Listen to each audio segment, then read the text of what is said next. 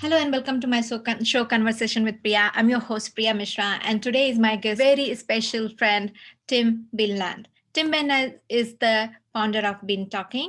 Tim helps people who wants to start podcasts for their business or personal life but are overwhelmed by information overload, and he helps to get podcasts from podcast concept to podcast reality. He's also the man behind the Experts Blueprint channel on YouTube, who interviews experts in their field. So I will recommend must follow is bringing very great story in there, interesting angles. It will be very interesting for you to watch and learn so many things from the many people he is bringing in this channel. So looking forward to hear more from the Tim Binland. Help me to welcome Tim today as my special guest. Hello and welcome to my show. Thank you for joining in, Tim. Yeah, good to be here. Thank you so much for having me on. Yeah, it's always an honor and pleasure to talk to you in different matters we have been communicating recently. Look, I was literally looking forward to this. So uh, I would like to ask you one very generic question, but it's very important for us and audience to know how this whole journey started for the podcast. Well, I was born 27 years. I could go back that far. But no, I am an absolute marketing and consumer behavior nerd. I went into a marketing degree at 18 years of age, and I would walk into businesses at that stage. It was around 2012, 2013, and I would ask them, what are you doing with this social media thing? So I just went social media. What are you doing? Yeah. I was inspired by the likes of Gary Vaynerchuk and Kerman Ray and these types. And anyway, I'd sit down with these business owners and they'd say nothing. Like, I don't know this social media thing. I don't know how to use it. Yeah. Okay. And so I was doing these side hustles, and throughout my university days, I was just walking out of lectures and then going and applying the information. Right. Fast forward a few years, I started a podcast. Very much like the conversation we're having right now. I was walking away from chats with mentors like Edward Zia, like another one, Fabian, another one, Jordan, who were the first couple guests on my show. Well, Ed came a little bit later. And walking away from these chats going, why didn't I record that? They were very much mentoring me as a young, entrepreneurial mind. They were mentoring me. I would then go away and make the classic selfie style video, right? Of these meetings. But I had a whole bunch of people, and I dealt with the trolling and the like, who are you? Why are you doing this stuff? Tim's crazy. Tim's talking about, because I was talking about all these very mature subjects, right? Because I was getting it from these mentors, but people at my age, they're just not receptive to that. Right. And they were kind of like, who are you? You haven't had any experience. You haven't any of that. Mm-hmm. So I decided to stop third hand explaining it and just get it directly from the source. Because if they're thinking I'm, an imposter, which some people really like the content, right? But majority of people of 18 years old, when you talk about self-discipline, drive, motivation, they don't care. Right. So, and then that's a broad brush. But anyway, I started recording these conversations with these business owners, and I got to my 15th episode. And one of the business owners said, oh, can you cut that up for me? Can you edit that for me? Because I just said stuff about my business that I haven't been able to get on camera before. Now, keep in mind, now I'm doing social media for people as well. I'm filming content for them. There's this one guy I work with. I hit record and he starts to freak out. And so anyway, I answer this question and I go, I'm still at uni. This stuff I'm doing is just a hobby. Like, right. It takes time for me to edit this, and now you're wanting me to chop all this stuff up. And he goes, oh, I'll pay you. And I'm like, here we go. Okay. Now we're talking. Exactly. Now we're talking. So then this kind of I called my uncle straight away. I called my uncle. I said, hey, Martin, I've just got paid to do a podcast. I just got paid to interview. And there's a lot more that goes into it than just that, right? Yeah. But just got paid. And he's like, you know what, Tim? I've been thinking about starting a podcast. Mm-hmm. Can you fly up to Sydney and we'll workshop this? We'll come up with a plan. So he's been a business owner his whole life too. Yeah. Come up with a plan. We'll go do some shopping, get all the gear, do all that stuff, and I'll be your first customer. So amazing like push from my uncle to say, Tim, I think you have value here. Yeah. I'm gonna push you into it. And by the way, I'll be your first customer, and this is what I'll pay you. Mm-hmm. So that was the catalyst to starting the business. Wow. And there's many things that have branched off that, but to answer your question in that sense, it was very much coming from a marketing background, falling into podcasting, seeing the marketing benefits off the back end, and then having my uncle, who was amazing enough to give me a shot and go, Tim, I think you've got something here. Fly up to Sydney. We spent a weekend workshopping it, and then that was the back end of 2019. And I started my business in 2020. This business in 2020. But I had the experience of being a BDM and sales, because I did sales all the way through university as well. Sure. But also walking into those businesses too. Yeah. But as in this product, this service, this offering, 2 years in. Right. Yeah. I love when I talk to young entrepreneurial mindset. I love talking to them. We are starting a series for young entrepreneurs very soon. So put this podcast straight on there. Yeah. Yeah. You can interview me again, but you can also just reuse this one if you want to. No, it is very, very interesting. I'm bringing that concept because I want to be providing that platform to bring that marketing aspect to the young entrepreneurs to give that exposure. But interesting story, and I love when people get support and collaboration, especially from the closed one. Because it's easier, the journey becomes much easier when you get that kind of a support. So you are one of the lucky one, and thanks to your uncle, because we are very thankful to him that you are in our community. Okay, if he wouldn't have been started this, we wouldn't be talking here today, and we wouldn't be working together for a while. He's given and a whole range of people: Ed Zia, Stephen Thomas, Fabian Pateau, Johan Nagura, Paul Warren. These are all names that have helped me along the journey, and there are many more. And I'll say my uncle's name, Martin Beanland. Yeah. But Martin in particular, that wording of just fly up to Sydney, stop thinking, fly up. Yeah, and go. First opportunity. It does matter a lot. So that brings to my next segment. Like, how many podcasts have you done so far? I've published 62, and I've probably recorded another 20 that are not published. I need to go back through that catalog and actually put them out. Yeah. A bunch of them I probably won't release, but as of today, I've recorded 62. My YouTube channel needs to catch up. It's lagging behind. That is something I'm working very hard on and getting out. But I published 62 podcasts today. Wow. So do you know that I was recently reading a data from Podcast Insight, and like nearly 200,000 podcasts is like out there. There are many outdated, but they are already actively floating around. 48 million episode as of in April. By April, it was there. So highlight of the growth in podcast industry is really, really tremendous, right? And there are a lot of people jumping into it, and maintaining the quality, just like a Google data, is becoming harder and harder. 8,000 blogs is getting posted every minute. Right.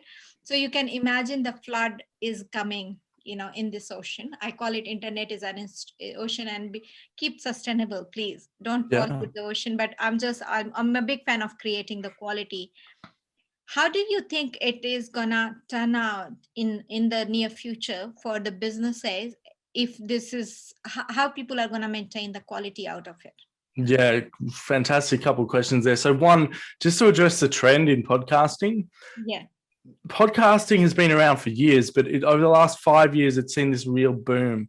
And the reason being is any platform, any entertainment platform follows the user experience.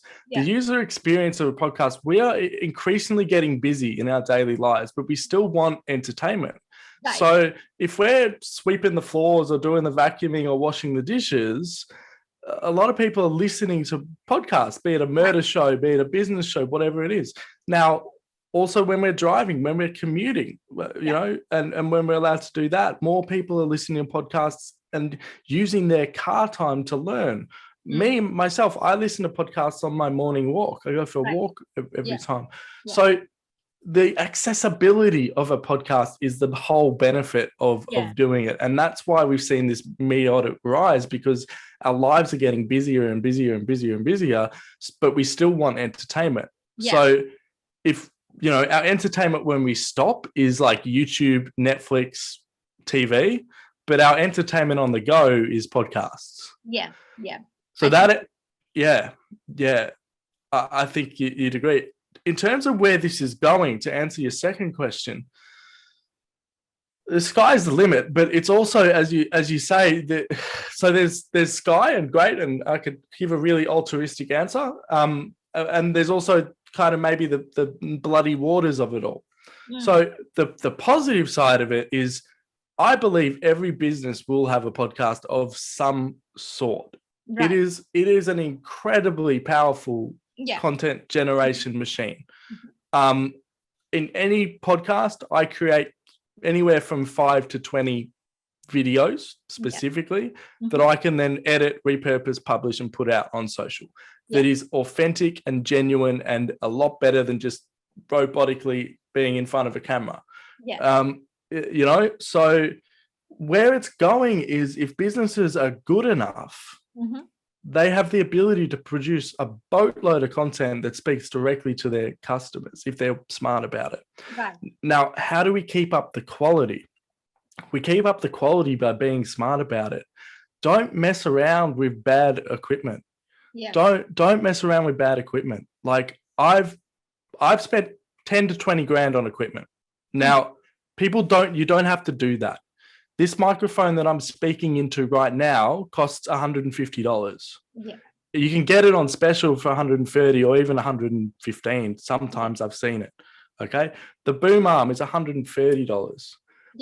But this just plugs in to my computer and I'm ready and I'm off and running and my audio sounds crisp and clear. Now, you can take it to another level. Right now, I'm actually recording video on another camera. And I'm recording audio from this Zoom H5, okay, so that I can have content. And hello, everyone. I'm going to cut this up. This is you know, but that's because I'm taking it to another level. Now, most people won't do that, and like the real opportunity is most people won't bother.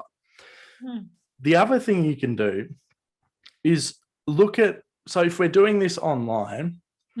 How can you improve the quality of your online space? So I might do something here for people watching along. Right now I'm using a camcorder as my camera. All right. I'm going to swap right now to a webcam. Okay. This is the webcam. You can see it's still okay. It's not bad, right? It's not bad, but it's clearly not as good. I've also got some lighting. So there's lighting here. There's lighting here. And then this is my camera that's on this. Okay? Now, sorry everybody, that was a bit of that, and sorry if you're listening along. But you know, you can see the quality difference right now. And yes, it requires a bit of an investment. But what's the experience that your customers are getting on the back end? If you don't sound good. Now, even Zoom is a great platform. If you just want to start your podcast and you can send a Zoom link to somebody and you can hit record, you can do a podcast. If you can have a conversation with somebody and you can hit Zoom and then record, you can do a podcast. But there's tools that can make the online experience a lot better. You and I are going to film some content soon. I'm going to do that on Riverside. I showed you Riverside the other day. Yeah. Riverside's a paid platform, but it gives you a much higher quality video, much higher quality sound because it records at the local source. Right. Now, again, you can get as simple and as complicated as this as possible. Yeah. But if you're talking about quality, these are some things you can look into. You can look into lighting, you can look into equipment as in video, you can look into audio as in microphones, and you can look into software. Right. All of those three things will help you. I hope those answered the questions on where it's going, the top end, and then how we can position quality. Yeah. And to add to that, I would like to put that, think about it, the content you are going to produce, because I'm a big fan of creating a good quality content as well. Yes, it is required, the equipment and technicality has to be correct, as Tim suggests, but I'm a big believer of having a good quality content. If you want to be becoming a leader in your field, and you want to be a thought leader, and you want to be authentic with your real knowledge, then of course this is the best platform you can actually showcase. But you have to come up with a little prep with that. There is no doubt about the people are geniuses in their area, but they need to actually prepare to produce the right content. Otherwise it goes all over the place. I also want to add to that. It's also quality of content, but it's also context of that content. If the message isn't good, it's not going to land. Ed Zia is a great example of this. Ed Zia's quality of content is terrible. Mm-hmm. Right, he'll be listening to this, and he'll admit that his selfie style videos is from a videographer point of view. I've scrolled past heaps of his videos because I didn't like it, but he still made some videos where the context of the message was so good that I wanted to find out more about him. I went and found out more about him. I then did a podcast interview with him. Yeah. He then sold me on his product. Right. By me interviewing him, he sold me. Okay. Yeah. Now, he doesn't have quality content. He has contextual good message. So if quality is the thing, because that sometimes stops people. They think, I need this awesome podcast on the side. I just told you I spent 10 grand on equipment, right? That would scare people away. Right. Some other people can spend $250 on equipment. The quality might not be as good, but it gets you started. And if your message is good enough, then it cuts through. So if I had to choose between quality versus message, I'll choose message every single day of the week. Yeah. But if I can choose between, if I can get good quality and a good message, that's where you win with your content. Yeah. So when I actually talk about quality content, it means context has to be relevant, your intent and your intent, because if you're talking about overall psychometric, the people should be actually redirected to you by that intent that they are actually looking for you, So the context is, of course, part of the quality message for sure, You get it. Yeah. So, so that brings to my next question. How podcasting helps reach new potential customers and clients? For myself specifically, or for other people? For you and for your people whom you are actually, I know you have been educating a couple of podcasters. Yeah. So I'm assuming you have that answer, how we are going to actually reach out to our potential customer using the podcast.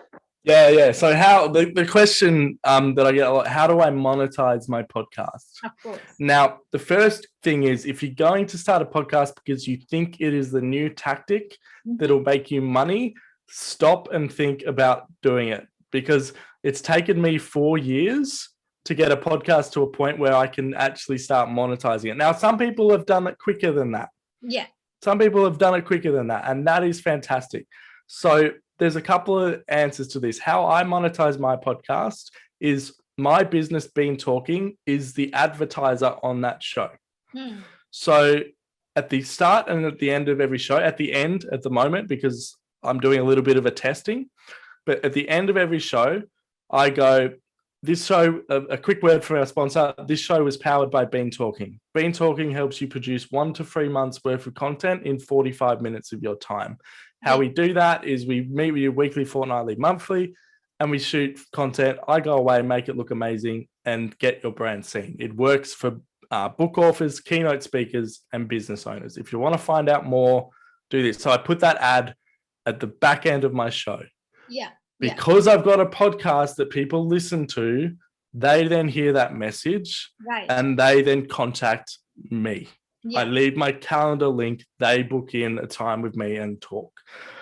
That's how I monetize it. The other way is the relationships that you build on the back end. Right. I've had guests on my show that I've built relationships with because I spent 45 minutes of time with them. And then I just ask them, what's going on in your business? Sometimes they have a problem that I can't help them with, but guess what? I know someone that can help them with that problem. Yeah. Or they do have a problem that I can help them with. Yeah. The amount of times that people have gone, wow, like, because I go and set up physically with them, right, I get the lights out, I get the camera going, I get a good quality product. They go, what other video can you do? So that's, for me, it's my sponsorship and relationship building. For other people, they might have a super niche thing. They might have a podcast about how to grow an immaculate beard. Okay. And it's super niche down. And Dollar Shave Club comes along and goes, I want to get in front of that audience because I know men with beards watch that show. And we want to provide razors to men with beard because we've got like facial hair products and we've got razors that they can shave their neck. Some of them might be bald. So we've also got those products. So if your podcast is niched enough, it'll attract sponsors. Also, if your podcast is a niche, you get an audience a lot quicker. Yeah. Now, my podcast is a business entrepreneurial podcast. Right. There's millions of those out there. So what makes mine stand out from the next one? What makes my podcast stand out from your podcast? Yeah. On the face level, nothing. So on the face level, nothing. Our podcasts are the same. You're beating me on YouTube. Right. Okay. You are. And you are, because I haven't spent the time on YouTube. Yeah. But the point there is, effectively, but what does separate it is your interview style is different to my interview style. Sure. Some people are going to love the way you interview. Some people are going to love the way I interview. Some people are going to love both of us. Right. So I'm going on your podcast. You're going on my podcast. Both of our audience is going to listen to us. Hopefully the ones listening to me are going to come over to my show as well. I'd love it if you did. But my audience is going to go over to your show as well. But what's separating us, like the broad end? So broad end ones will get sponsorship, but you got to have a lot of numbers. So that's the other way. Sponsor, you got to have a lot of numbers because as an advertiser, they want to know that they're getting in front of X percentage of people. So that's why in terms of monetization, if you can niche down as much as possible, like if you're a marketing show, marketing's quite broad. So, but do you want to just talk about marketing, or do you want to talk about affiliate marketing, or do you want to talk about B2B marketing, or do you want to talk about sales? Do you want to talk about logistics? Like, do you want to talk about web development? What in marketing do you want to talk about? Or are you happy to go broad because you'll enjoy it? Because this is the other thing. Yeah. It's taken 4 years for me to actually get any traction on this thing. Again, I'll say other people have done it quicker. Yeah. But I enjoy the process. Right. I love editing. I love it. I genuinely enjoy this stuff. So monetary gain, it's not just return on investment, it's also return on effort. Yeah. I mean, I calculate 15 different metrics when it comes to that. Please. ROI, so there are different metrics you can actually calculate your ROI other than just monetary and dollar term. So there are many effect comes under that. I enjoy talking to the people. So I go in a very broader aspect. I would like to talk to any entrepreneur who has a special message to talk about, and especially if it is very much oriented towards the impact. And also the intention and psychometrics. And, I'm very much a research type of person. So I bring a very broad topic, in my podcast. And and I like to bring the success story to inspire people, so that I have a whole range of that. And I'm doing podcasts not because of the monetary aspect. I'm doing podcasts because I enjoy knowing more and more people and their story and their influential aspect of it. So I love talking people, and I started this on that aspect. But different people could have a different purpose for that. And you were spot on. You were spot on. So, like, yes, I talked about the importance of niching, but if you get enjoyment out of having a broader podcast because it gives you an ability to talk to different people, then you're winning. For me, I've spoken to Jim Penman from Jim's Mowing. I've spoken to Stephen Thomas of Business Networking for Dummies. I've spoken to a Paralympic athlete. I've spoken to a guy that, what else? Like a financial planner, mortgage broker, a guy that writes books. Like I've had such a different array of people on the show, and someone could look at that and go, "Oh, your podcast doesn't have a clear message. Like it doesn't define," but it does, because the underlying message is Experts Blueprint. So the title of the Experts Blueprint, unlock a blueprint to your success. I'm talking to people who are experts in their field at a particular thing. I bring you on. You're an expert at marketing for CTOs and CEOs. Big level marketing. What needs to be done if you've got a big business? That's your speciality. So that's what I want to talk to you about. But for other people, it's different. And that's where a broad podcast can be so beneficial, because it gives you that ability. So I think I'm really pumped for you. I think you've done all the right moves with your show. Thank you. So that brings to our next question: how podcasting can help businesses in area of branding, networking, and relationship building. We have been talking about it recently, like you just mentioned it, that you build a relationship beyond that. Majority of podcasters, I have noticed, they do not reach out to them after they have like with me, I interview them, I build the relationship and keep them into my loop. Even in social media, I interact with them quite often. So it is not just ending up where a podcast ends. The relationship goes way beyond, and doesn't have to be they have to buy my service. There are many people I interviewed, the chances of they buying my services are very thin, right? But it's okay. But having that relationship, it actually boosts my morals and my inspiration to reach out to at that level. So what do you say about that? How do you encourage people to keep going on that relationship path? Yeah. I'll touch on the brand thing first, and then I'll go into the relationship, and it all works. So a podcast gives you an ability to be a thought leader. To be a thought leader increases your ability to build relationships. How you build relationships with your podcast. Now, I've been guilty of this in the past. Some episodes I've done, I haven't kept up with the guest. I've done 62, but a big majority I have. That have led to really good friendships and relationships. Stephen Thomas, for example, I've been doing some really good work with him, and it's because I went on the podcast with him. Who else? Johan. Episode 15, Johan. He has mentored me in so many things in business, and I met him via the podcast, but we've become friends. I've gone over to his house and played board games with him and 4 of his friends, and I met him on the show. But then when I was at the board game, his wife wanted to start a podcast, and guess what? I then helped her with a podcast. So that was amazing. And how I did it was, it's just the real opportunity is most people don't bother. That's not my quote. That's Stefan's quote. The real opportunity is most people don't bother. And when you do the episode and you've published it, send the links to that person. Here you go. Here it is. I'd love for you to share it. I'd love for you to listen. They'll share it to their network. And then, a week later, hey, tell them how the podcast is performing.